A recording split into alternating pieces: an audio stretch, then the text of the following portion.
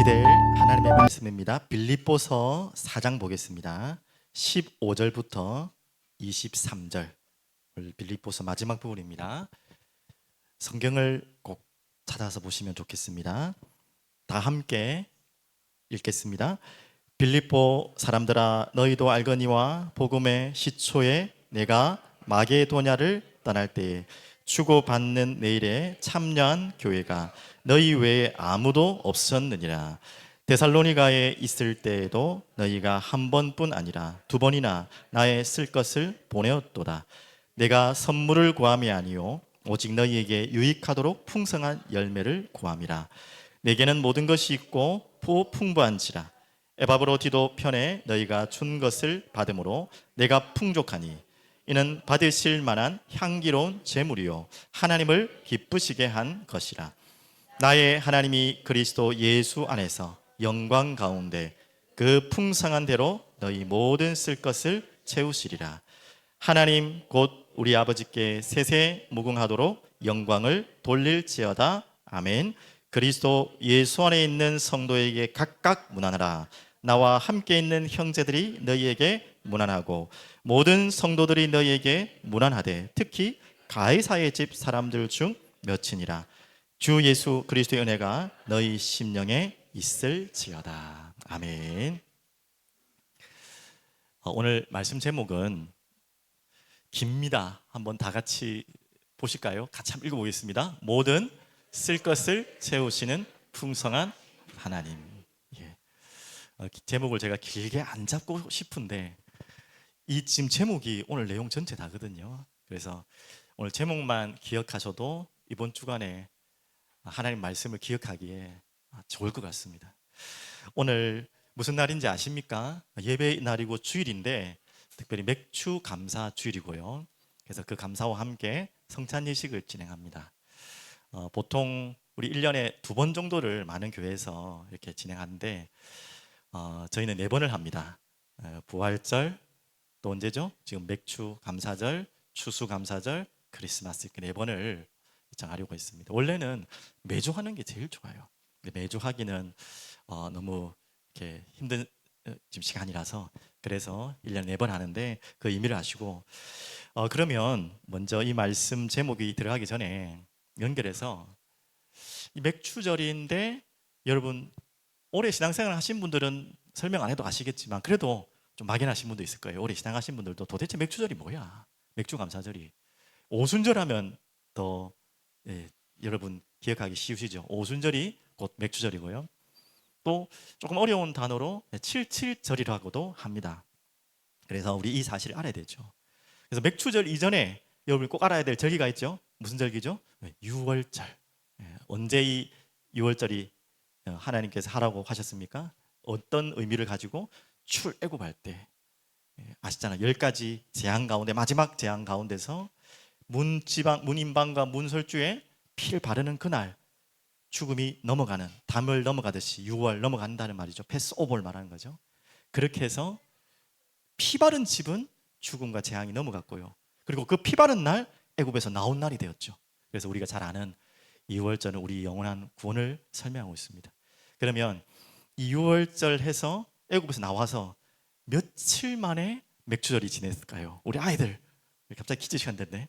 며칠 만에 맥주절이 왔을까요? 이제 광야로 이제 나왔죠. 홍해를 건너서 며칠 만에 애굽에서 나와서 77 예.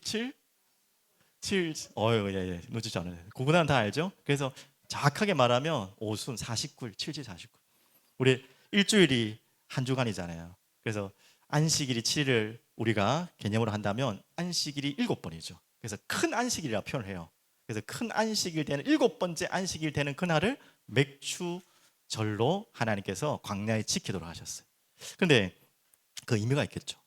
그 시내산에서 어떤 식이냐면 광야에 나와서 지금 성경 읽으신 분들 아시겠지만 시내산에 왔습니다. 그 시내산에서 하나님이 모세에게 뭘 주죠? 오, 똑똑하네. 예, 맞아요. 어른들도 모르는 걸 안 해요. 맞아요. 율법을 줍니다. 십계명을 줍니다. 그러면서 하나님과 이스라엘 백성의 관계를 너는 나의 백성, 너를 제사장 나라로 삼겠다. 한마디로 언약식이 맺어지는 그 시간이 바로 시내산에서 바로 그 시간이에요. 그게 바로 77절 49일째 되는 7번째 안식일 날 하나님과 우리 이스라엘 백성들과 실제적인 언약을 계약을 맺는 시간이에요. 그래서 율법도 주신 겁니다.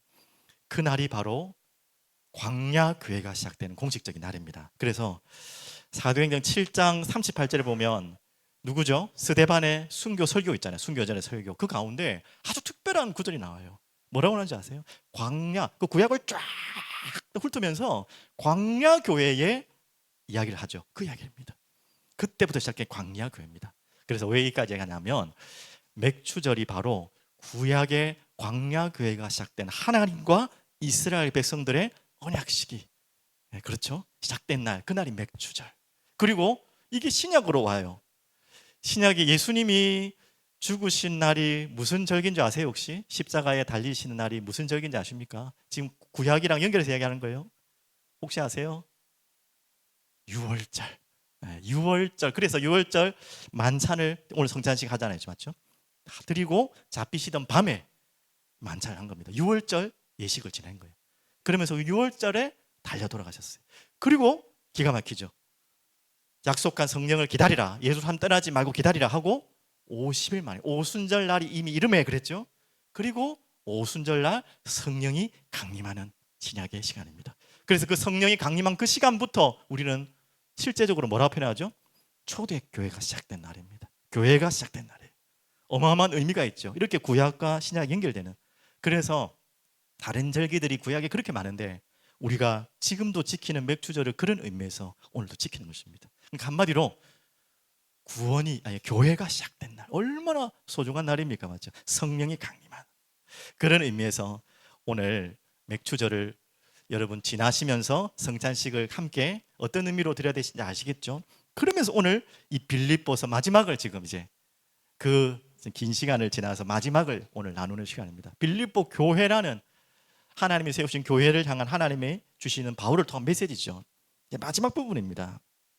그래서 지금 이 10절부터 20절까지가 한 문맥으로 쫙 연결되거든요. 근데 저번 주간에 좀 나눠졌기 때문에 대략 설명하면 이 어마어마한, 여러분 너무나 유명한 말씀이잖아요. 13절 내게 능력 주시는 자 안에서 내가 모든 것을 할 수 있느니라. 우리 아이들도 알 만큼, 다 암송할 만큼 이 유명한 말씀이 어디서 나왔냐면 바울이 그냥 기도하다가 막 이 말씀 하나 진짜 선포했겠다 해가 나온 게 아니고요. 일상의 대화 같은 대화 가운데서 나오는 중요한 메시지입니다. 여러분 이 문맥을 잘 보시면 아실 거예요. 그래서 이제 편지를 마무리하는 부분이에요. 마무리하는 부분에서 빌립보 교회에 감사 표현을 하는 것입니다. 그래서 지금 마지막 빌립보서 4장에 지금 읽을 본문은요, 정말 조심스러운 본문입니다. 왜 조심스러운? 본문 자체가 뭐 조심스러운 본문이 아니라 말씀 전하는 저 같은 사람이 참 조심스러운 본문이에요. 바울조차도 이 말씀을 이게 이야기처럼 이제 마무리하면서 빌립보 교회를 감사를 표현하는 마음인데 굉장히 조심스럽게 그 표현을 하고 있어요. 왜 그런지 아세요? 바로 헌금에 관한 설교거든요. 그래서 설교자들이 제일 어떻게 보면 난감해하는 설교기도 하죠. 특히 처음 오신 분들, 내가 이제 교회 처음 왔는데 오자마자 또 헌금하란 말이냐? 그럴까봐 조심스럽다는 거예요. 그런 말이 아니기 때문에. 그래서 지금 여러분 이 본문을 알고 계신 분들은 또 부정적으로 보시면 이렇게 보면 돼요. 간단하게 가난해도 헌금하면, 뭐 부정적이라기보다는 뭐 좀 그냥 가볍게 생각하면 가난해도 헌금하면 복 받는다는 메시지 같기도 해요. 아무리 가난해도 내가 헌금 많이 하면 그 뒤에 복 주실 것이니까 헌금해라. 꼭 그렇게 들릴 수 있어요. 그래서 주의스럽다는 거예요. 겉으로는 그런 내용 같지만 절대 그런 내용이 아니거든요. 또 바울이 얼만큼 지금 조심스럽게 얘기하냐면 조금 배경을 설명해야겠죠. 왜 이렇게 바울이 하냐면 빌립보 교회만 바울에게 성경금을 드렸던 유일한 교회입니다. 근데 또 참 아이러니하게도 가장 가난한 교회가 또 빌립보 교회였어요. 그런데 유일하게 바울에게 성경금을 드렸고, 또 바울은 다른 교회들에게는 또 요구하지도 않았고 받지도 않았어요. 빌립보 교회의 헌금만큼은, 성경금만큼은 받았어요.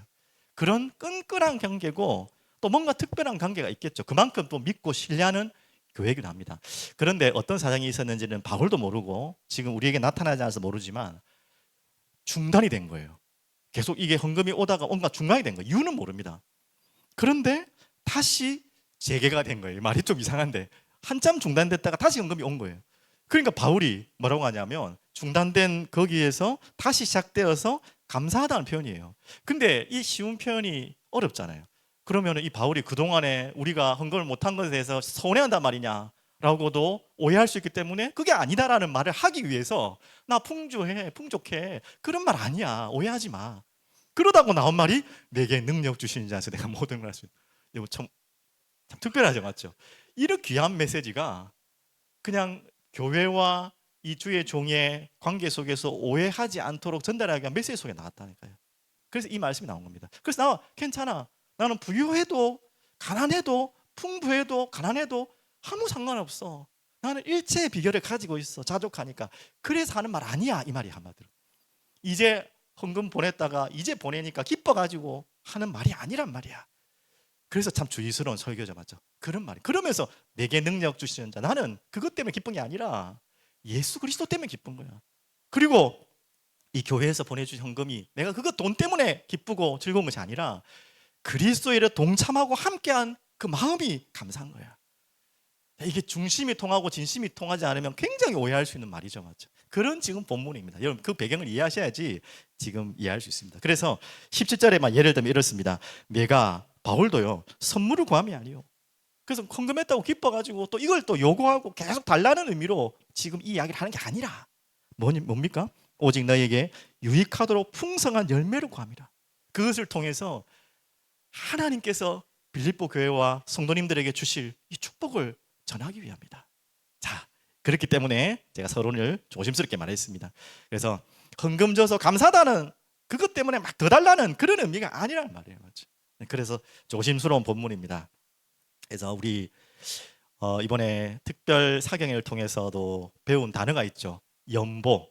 요즘에는 연보라는 단어를 잘 안 쓰잖아요. 정금이라는 단어. 연보라는 말이 더 좋은 의미 같아요.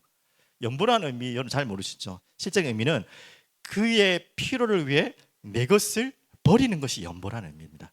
저도 몰라서 사전적으로 찾아보니까 그런 뜻이랍니다.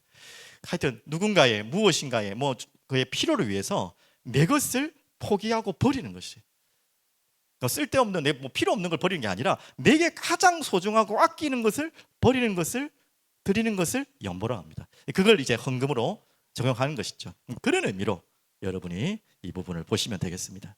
그래서 뭐 이 광고같이 말씀드리지만 저희도 참 조심스러워요, 헌금이라는 메시지를 한다는 자체가. 그런데 저희도 주보에 보시면 처음 오신 분들은 이해하셔야겠지만 저희들은 헌금 찬양하는 순서가 없어요. 찬양할 때 헌금을 이렇게 바구니를 걷거나 돌리는 시간이 없습니다. 그 이유를 여러분들에게 설명을 안 드렸는데 사람 눈치 보려는 게 아니라 마음으로 중심으로 드리기 위해서, 그거를 인도하기 위해서 그렇게 한 거지, 뭐 이게 돌리는 게 보기가 뭐 그렇고 그런 것이 아닙니다. 그렇다고 또 뭐 다른 사람 뭐 보려고 한 게 아니라 진짜 마음으로 중심으로 언제든지, 그리고 뭐 돌리니까 어쩔 수 없이 그냥 뭐라도 넣어야 될 것 같은 그런 마음으로 하나님이 받기를 원하시지 않거든요. 또 그게 아니기 때문에 그런 의미도 있고요. 그리고 한 가지 또 좀 뭐 변명 아닌 변명을 드리면 주보에 향기로운 예물 해가지고 명단이 있습니다. 이제 나중에 저희들이 이제 어플이나 시스템이 깔리면 개인마다 여러분이 헌금하신 내역들을 개인이 볼 수 있다면 이 부분을 없애려고 합니다. 근데 지금은 저희가 그런 시스템이 없어요. 근데 여러분이 헌금을 하셨는데 내가 헌금이 잘 전달됐는지 의심하는 분은 없겠지만 그래도 혹시나 궁금하신 분들이 있기 위해서 이 부분을 기록한 것입니다. 저는 뭐 전혀 얼마를 하셨는지 전혀 모릅니다.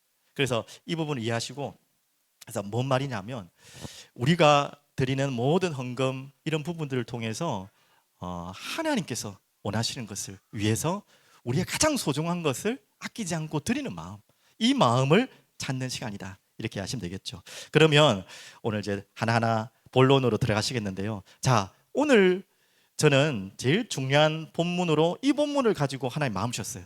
19절을 한번 같이 읽어볼까요? 19절 다 같이 한번 읽어보겠습니다. 나의 하나님이 그리스도 예수 안에서 영광 가운데 그 풍성한 대로 너희 모든 쓸 것을 채우시리라. 지금 그렇게 고백합니다. 가난하고 힘들지만 그 빌립보 교회가 정말 이 사랑하는 마음으로 복음을 사랑하고 그 복음을 전하는 교회와 또 전도자를 사랑하는 마음으로 이렇게 마음껏 자기에 있는 모든 것을 다 드린 교회가 빌립보 교회였거든요. 거기에 대한 바울의 축복이죠. 뭐라고 했죠? 그 풍성한 대로 모든 쓸 것을 채우시리라. 자, 이 본문을 붙잡았는데 제가 여러분께 드리는 말씀은 흥금하라는 이야기가 아니고요. 무슨 말씀이냐면 바로 우리가 하나님께 마음을 드릴 때 하나님께서 우리에게 드려야 될 이유, 하나님께 마음을 드려야 될 이유, 또 하나님께 마음을 드릴 때 하나님께서 우리에게 주시는 것들이 뭔지 이걸 노리고 하자는 말이 아니고요. 우리가 알아야 될 거 아닙니까? 그래서 제일 먼저 이것입니다. 모든 것을 채우시는 하나님이죠. 그런데 오늘 제가 앞에는 너희라는 글자를 뺐습니다. 일부러. 모든 것을 채우시는 그물이신데요. 어떤 의미죠? 첫 번째는요. 이 빌립보서는 당연히 한 개인에게 쓴 글이 아니고 빌립보 교회에 쓴 글이죠. 그래서 많은 부분에 너희라는 표현이 있습니다. 우리 아이들도 집중 못할 것 같아서 하나 빨리 찾으세요. 15절부터 오늘 23절까지 읽었는데 여기에서 너희가 몇 번 나올까요? 여기 이거 너무 어렵다. 더 쉽게 해볼게요. 너희가 기록되지 않은 절이 한 절 딱 있습니다. 찾아보십시오. 빨리. 너희라는 단어가 기록되지 않은 절이 한 절밖에 없어요. 다 너희 있어요. 누가 입에서 얘기하셨는데 맞습니다. 20절입니다. 한마디로 20절을 제외해서는 모두 너희. 너희가 무슨 말이죠? 너희가 바로 여기에서는 교회를 설명하는 것입니다. 공동체를 설명하는 것이죠. 그래서 이 교회 오늘 21절부터 23절부터 좀 보려고 하는데요. 한번 같이 읽어볼까요? 그리스도 예수 안에 있는 성도에게 각각 문안하라. 나와 함께 있는 형제들이 너희에게 문안하고 모든 성도들이 너희에게 문안하되 특히 가이사의 집 사람들 중 몇이니라. 주 예수 그리스도의 은혜가 너희 심령에 있을지어다. 이렇게 마지막 인사를 교회에다가 하는 마지막인데요. 바로 교회, 이 빌립보 교회를 한 축복이기도 하고 우리에게 준 축복이자 하죠. 교회가 무엇인지 여기 보면요. 특히 22절에 보시면 이렇게 나옵니다. 성도 너희는 당연히 단수입니까? 복수입니까? 예, 복수겠죠. 그리고 23절 마지막이네요. 너희 심령에 있을지어다 그랬죠. 너희는 복수인데 심령은요 단수입니다.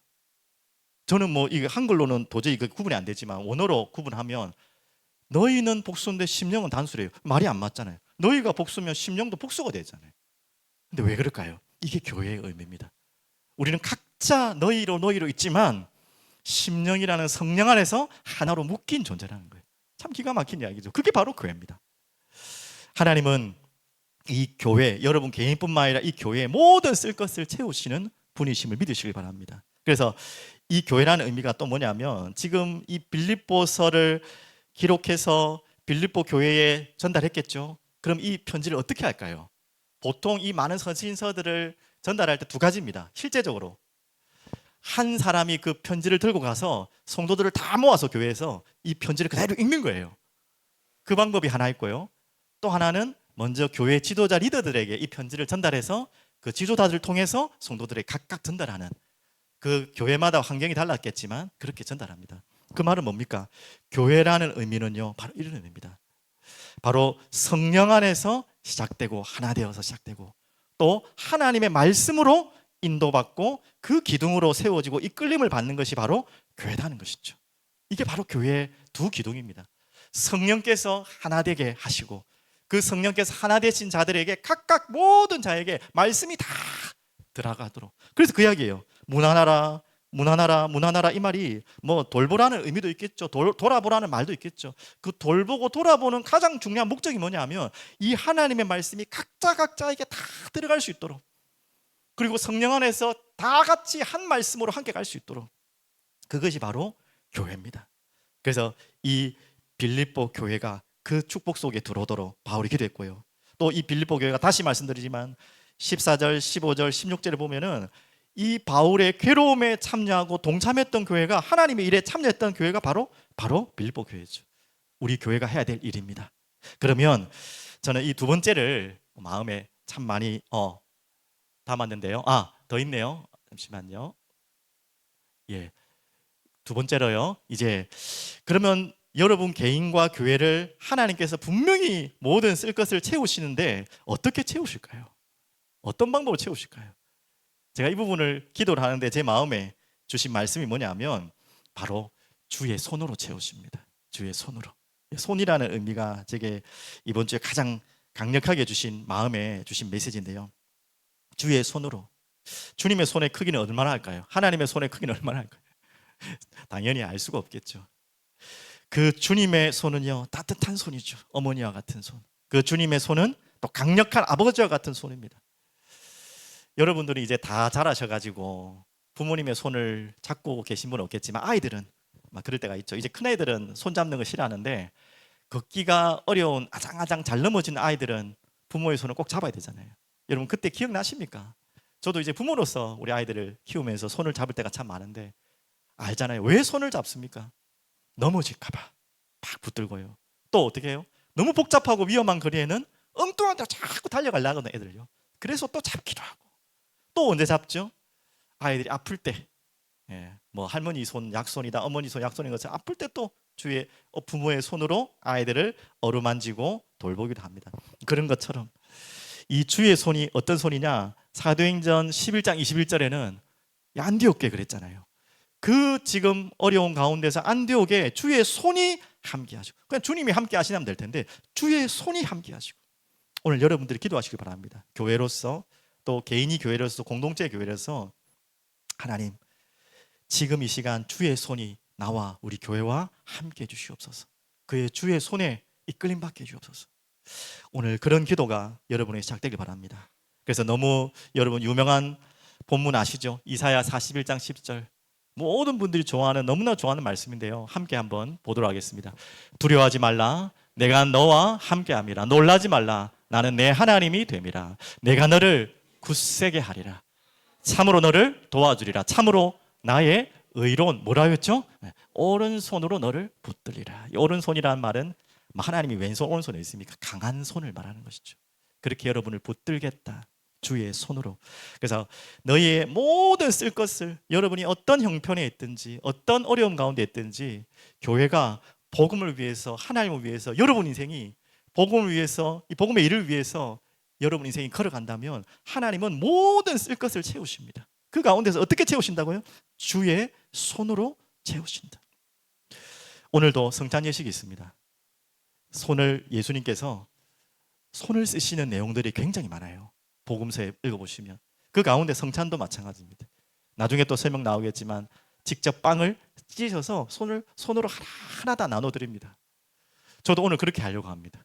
제가 위생 때문에 조금 걱정하신 분들은 걱정하지 마시고, 세장갑 있으니까 걱정하지 마시고. 왜 그러냐? 이 손을 쓰시는 거죠. 그것뿐만 아니라 예수님께 복음서 쫙 보면요, 손을 대시는 장면이 너무 많아요. 특히 저는 저번 주간에 나병 환자에 대한 그 열왕기하 말씀을 보면서 나병 환자 메시지가 주셔가지고, 나병 환자 아시죠? 구약의 나병 환자는 완전 격리됩니다. 그리고 절대 손을 대면 안 되고 터치하면 안 돼요. 부정한 자입니다. 시체도 그렇고요. 또 여러 가지 부정한 거기 때문에 만지지 못하게 하는 부분들이 있죠. 근데 예수님은 그 율법을 모르시는 분이 아닌데, 율법을 무시하는 분이 아닌데 나병 환자의 손을 대시고 치유하세요. 죽은 자의 손을 대시고 치유하세요. 율법자들이 볼 때는 완전히 저건 율법을 어긴 그런 사람이죠. 율법을 무시한 사람이죠. 하지만 예수님은 그런 나병 환자, 연약한 자, 도저히 가망 없는 자들의 손을 대시고 치유하십니다. 왜 그럴까요? 뭐 그 능력의 손이기도 하겠지만 그 의미가 아주 굉장히 중요하죠. 바로 이 손을 대실 때에 이 부정한 모든 것이 정결해지는 거예요. 여러분과 저는 나병이 없겠지만, 여기 계신 분은 또 다 살아 계시겠지만, 우리는 모든 자가 나병 환자같이, 죽은 시체같이 부정한 자예요. 그래서 구약에는 그것을 해결하기 위해 정결 예식으로 소를 잡고 양을 잡고 한 거죠. 그 부정할 때 해결할 수 있는 것이 양을 잡고 소를 잡는 것입니다. 근데 예수님은 왜 그 부정한 나병 환자와 병든 자에게 시체에 손을 얹고 치유하시고 살리셨습니까? 바로 자신이 그 모든 것을 정결케 하실 하나님이시기 때문에 그렇죠. 그래서 이 손을 댄다는 의미가 굉장히 중요한 의미거든요. 여러분에게 예수님이 손을 대지 않으셨으면 여러분은 이 자리에 앉을 수 없어요. 하나님의 손이 여러분을 붙잡았기 때문에 여러분 이 자리에서 예배드릴 수 있고 기도할 수 있고 찬양할 수 있는 것입니다. 이 손이 얼마나 귀한 의미인지 알겠죠? 그 손이 여러분을 터치하셨기 때문에 여러분이 구원받으신 거죠. 치유받으신 것이죠. 그래서 오늘 여러분이 간절히 기도해서 뵙겠습니다. 내게 오늘 성찬 예식을 하는 동안에도 하나님의 손이 나를 붙들어 달라고 기도하십시오. 예배드리는 지금 시간에도 마음속으로 잠시라도 기도하십시오. 하나님, 하나님의 손이 나를 꽉 꽉 붙들어 없어. 아버지와 같이 강한 손으로, 어머니와 같은 따뜻한 손으로 어루만져 주시고, 나와 같이 이 부정하고 더러운 인간을 구원하신 주님의 손이 나와 함께 하시고 나를 이끌어 달라고, 바로 이 손으로 어떻게 한다고요? 여러분의 모든 피로를 채워 주십니다. 눈에 보이는 먹을 것 채우는 정도가 아니라 모든 것을, 너희 모든 쓸 것을 채우시는 하나님, 오늘 그 주님의 손을 느껴보시기 바랍니다. 체험하시기 바랍니다. 실제로 이렇게 이상한 느낌을 받으란 말이 아니고요, 그 말씀을 믿는 여러분 되시기 바랍니다. 그러면서 두 번째요, 자, 그분이 어떤 분이십니까? 모든 것을 채우시는, 오늘 제목 그대로죠, 풍성하신 하나님. 오늘 이 분을 믿고 있기 때문에 우리가 다 드려도 되고요, 아깝지 않은 거죠. 어떤 풍성하신 하나님입니까? 이런 분이죠. 하나님 자체가 풍성하시다는 단어 자체가 안 맞잖아요. 그분이 전부 다 모든 것을 창조하신 분인데 풍부하다는, 풍성하다는 표현 자체가 말이 안 맞아요. 그래서 제가 한참 이 부분을 가지고 기도하다가 마음을 주신 답이, 그분의 풍성하심이 바로 이 말이구나. 그분의 사랑, 그리고 그분의 참으심, 긍휼하심, 인내하심, 그것에 너무나 풍성하심. 그분이 뭘 더 가지실 필요도 없고 만드신 분인데 더 뭘 소유할 필요도 없잖아요. 근데 그분의 풍성하심이란 말은 그분의 사랑의 풍성하심, 그분이 인내하심, 참으심, 긍휼하심을 따라 우리에게 허락하신 그 풍성하신 하나님을 오늘 만나시고 체험하시기 바랍니다. 그래서 에베소서 3장 8절 또 16절 19절인데 3장 8절은 제가 찾아드릴 거예요. 16절 19절은 다 같이 한번 봤으면 좋겠습니다. 오늘도 이 풍성하신 하나님을, 이 사랑과 긍휼하심과 오래 참으시는 하나님을 하나님 알게 주옵소서. 자, 보겠습니다. 3장 8절입니다. 모든 성도 중에 지극히 작은 것보다 더 작은 나에게 이 은혜를 주신 것은 측량할 수 없는 그리스도의 풍성함을 이방인에게 전하게 하시고, 바울의 고백이죠. 얼마나 이 풍성함을 발견했는지 그걸 전하라고 나를 참으시고 나에게 이 일을 허락하셨구나, 바울의 고백이죠. 그러면서 에베소서 3장 한번 보겠습니다. 다 찾으실 수 있죠? 조금 앞으로 가시면 3장 16절, 17절, 18절, 19절. 우리 아이들도 같이 찾읍시다. 16절부터 19절까지 다 같이 읽겠습니다. 그의 영광이 풍성함을 따라 그의 성령으로 말미암아 너희 속사람을 능력으로 강건하게 하시오며 믿음으로 말미암아 그리스도께서 너희 마음에 계시게 하시옵고 너희가 사랑 가운데서 뿌리가 박히고 터가 굳어져서 능히 모든 성도와 함께 지식에 넘치는 그리스도의 사랑을 알고 그 너비와 길이와 높이와 깊이가 어떠함을 깨달아 하나님의 모든 충만하신 것으로 너희에게 충만하게 하시기를 구하노라. 이렇게 풍성하신 하나님이십니다. 충분하신 하나님입니다. 주님의 사랑이 얼만큼 깊은지 높은지 그 길이와 넓이를 우리는 측량할 수 없어요. 우리가 일평생 그거 하다가 가는 거예요. 우리 인생은 그게 행복이고 그게 기쁨이에요. 다 측량할 수 없는 그 풍성한 하나님의 사랑, 오늘도 찾고 깨닫는 하루 되기를 간절히 기도드립니다. 그러면 이것을 가지고 우리에게 주신 답이 뭐냐? 이제 부족하지 않게, 얼만큼 풍성하시냐? 절대 부족하지 않게 여러분을 채우십니다. 자, 여기에 대한 메시지는 저번 주의 메시지야, 저번 주죠? 메시지가 연결되기 때문에 말씀은 다 이해되고 믿는데 내 상황은 지금 부족한데요. 그렇다는 걸 알겠는데 나는 지금 이것도 부족하고 저것도 부족한데요. 그러신 분들이 많을 거예요. 자, 어떻게 그러면 하나님이 우리를 부족하지 않게 채우시는지 오늘 이 답을 찾아야겠는데요. 우리 이번 사경회 때 배웠던 말씀이죠. 시편 1편 1절부터 3절까지 한번 제가 찾아놨으니까 한번 볼까요? 자, 보겠습니다. 다 같이 읽겠습니다. 복 있는 사람은 악인들의 꾀를 따르지 아니하며 죄인들의 길에 서지 아니하며 오만한 자들의 자리에 앉지 아니하고. 다 아시죠? 아니하고 부정하는 사람. 왜?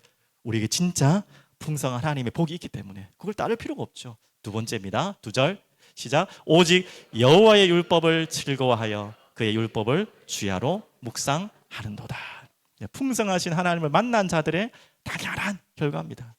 부끄러운 이야기하면 엊그제였나 저희 루빈이가요, 딸이 앨범 하나를 딱 들고 오는 거예요. 앨범을 들고 오는데 민망한 사진들이 막 있는 거예요. 알고 보니까 저와 저희 집사람이 연애할 때 이제 거의 이제 굉장한 이제 결혼까지 생각한 그때쯤 됐겠죠. 언젠지도 잘 기억이 안 나는데 제가 무슨 일이었는지 앨범을 선물을 했더라고요. 사실 기억 잘 다 나지만 지금 부끄러워서 이렇게 얘기하는 겁니다. 앨범을 뭘만 제 성장 앨범을 만들었더라고요. 제가 어릴 때부터, 아기 때부터, 갓난 아기 때부터, 빨가벗은 아기 때부터. 그래가지고 지금 만나는 그 시점까지 모든 제가 중요하다고 생각하는 사진들을 모아놓은 거를 제가 언젠가 줬더라고요. 보니까 그것도 괜찮은데 뒤에 보니까 편지가 있어요. 그 우리 딸이 그 편지를 막 읽으면서 끽끽끽 하더라고요. 야 보지 마, 네가 왜 보냐고 막 저희 집사람이 막 뺏으려고 하는데 그 편지를 제가 언제 썼는지 몇 장이 이렇게 뒤에다가 앨범에 넣어놨더라고요. 제가 왜 얘기하겠습니까? 사랑하는 여인에게 준 편지를 저는 모르겠습니다만은 그 여인 되는 그분이 한 번 보고 득 버렸겠습니까? 아니겠죠. 그걸 아직도 보관하고 있다는 거는 또 보고 싶고 또 보고 싶고 내용을 뭐 이해하지 못해서 그러겠습니까? 이해가 안 돼가지고 이게 뭔 말이야 하고 있겠습니까? 아니요.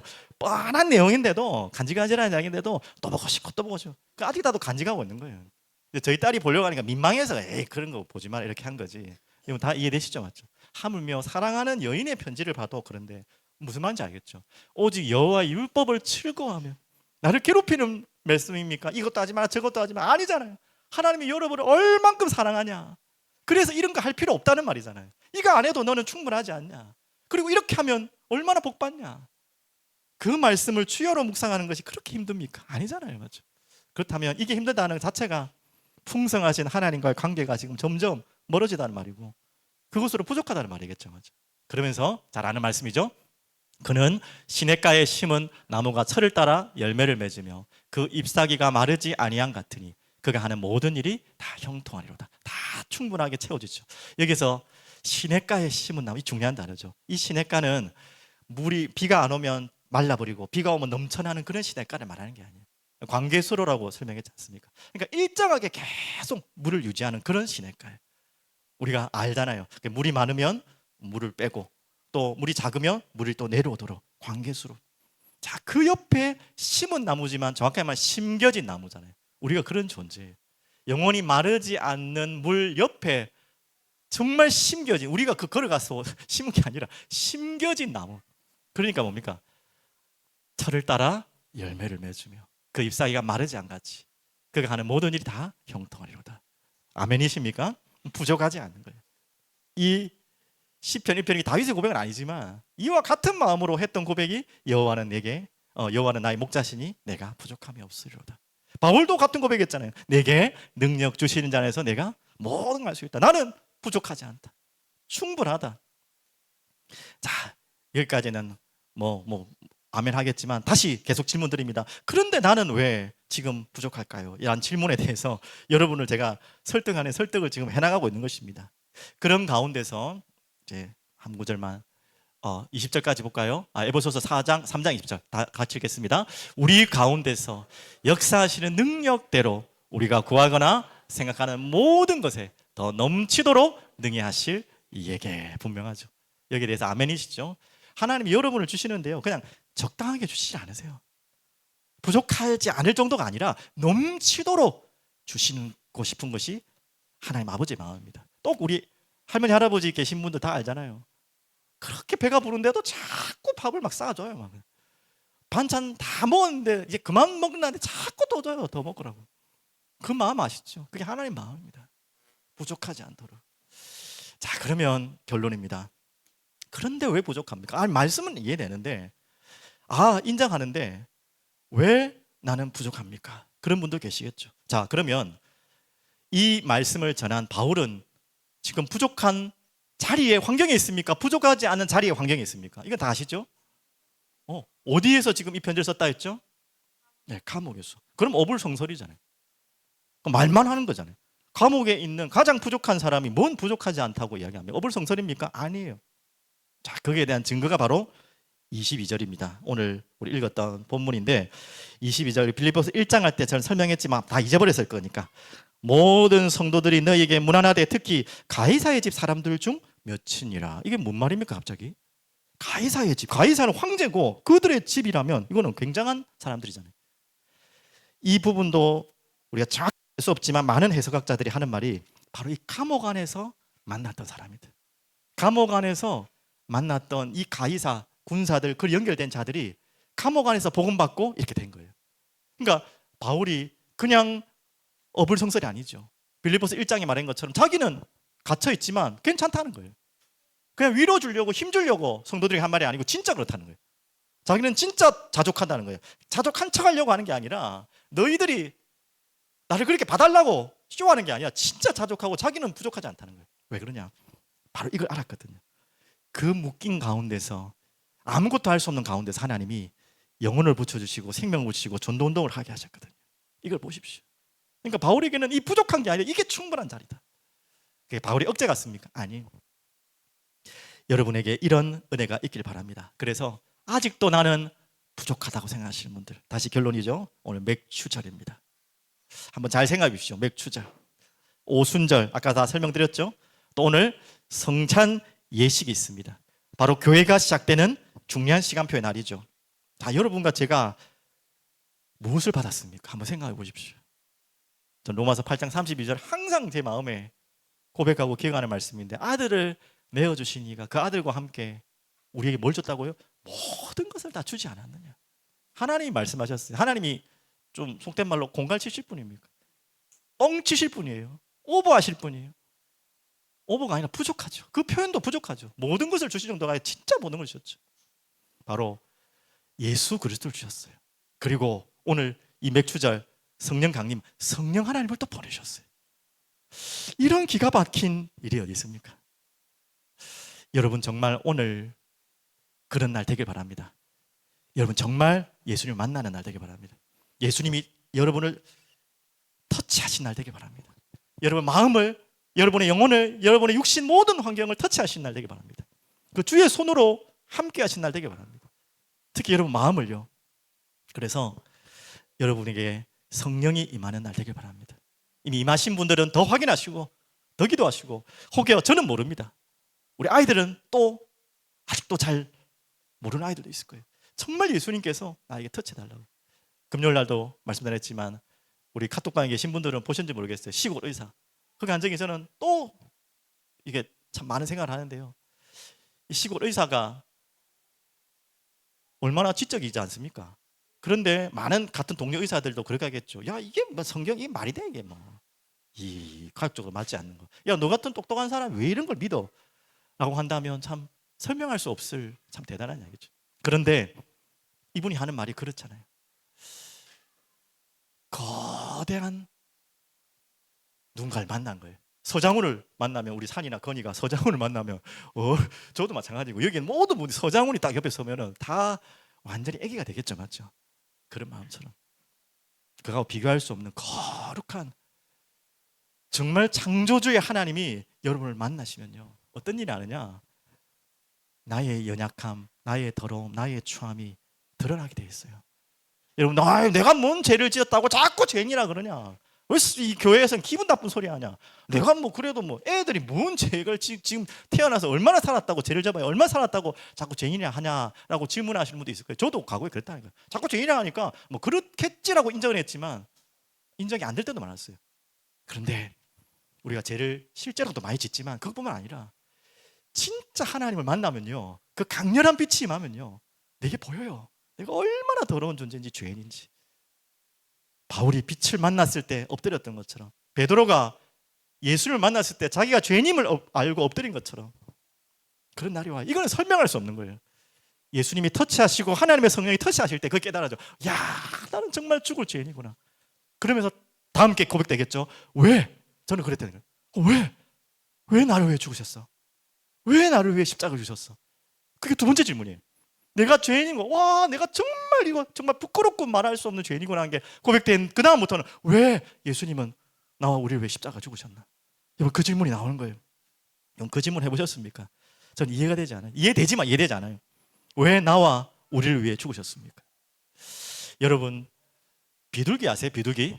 지금 우리 저 옆에 비둘기가 똥 싸가지고 저도 비둘기에 대한 이미지는 별로 안 좋은데, 근데 성경적으로 비둘기가 또 좀 특별한 의미가 있는데요.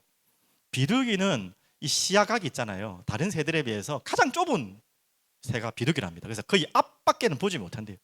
앞만 보지 못해. 그래서 예수님의 눈을 누군가는 비둘기 같은 눈이라 라고 비유를 하신 분이 있더라고요. 그러니까 예수님의 눈이 비둘기 같다는 말이 뭔 말입니까? 그건 좀 이해를 잘 하셔야 되는데 한 곳밖에 바라보지 못하는, 그게 예수님의 인생이었죠. 누구를 바라봤죠? 성육신하신 그분이 하나님만을 바라보고, 또 누구를 바라봤죠? 구원받을 우리만을 바라보고, 진짜 비둘기 같은 눈으로 예수님 보신 거예요. 근데 여러분과 저의 눈은 어떤 눈입니까? 반대로 시야가 가장 넓은 동물이 뭔지 아세요? 뭐 뒤까지도 360도까지 볼 수 있는 동물도 있다. 뭔지 아세요? 혹시 아세요? 카멜레온. 또 타조. 카멜레온, 타조가 가장 시야가 넓대요. 여러분 비둘기 같은 분입니까? 다 카멜레온 같은 분입니까? 여러분한테 제가 말할 필요도 없고 제가 그래요. 저는 카멜레온 같은 눈을 가졌고요. 타조 같은 눈. 그래서 카멜레온은 하도 눈이 넓으니까 잘 숨는 거예요. 하도 불안하니까. 제 해석입니다. 타조는 항상 불안하니까 고개를 돌리면서 가장 빠르죠. 새 중에 달릴 수 있는 새 중에 제일 빠르잖아요. 맞죠? 도망가는 거. 꼭 우리 마음 같죠. 한 곳을 바라보지 못하고 사방을 보면서 막 두려워하고 염려하고 내 머리 내 생각 굴리고, 그런 우리 같은 이 비둘기 같은, 비둘기가 아니죠, 카멜레온 같은 타조 같은 저희들을 비둘기 같이 오직 바라보시는, 이해가 되지 않지 않습니까? 저는 솔직히 아직도 이해가 안 돼요.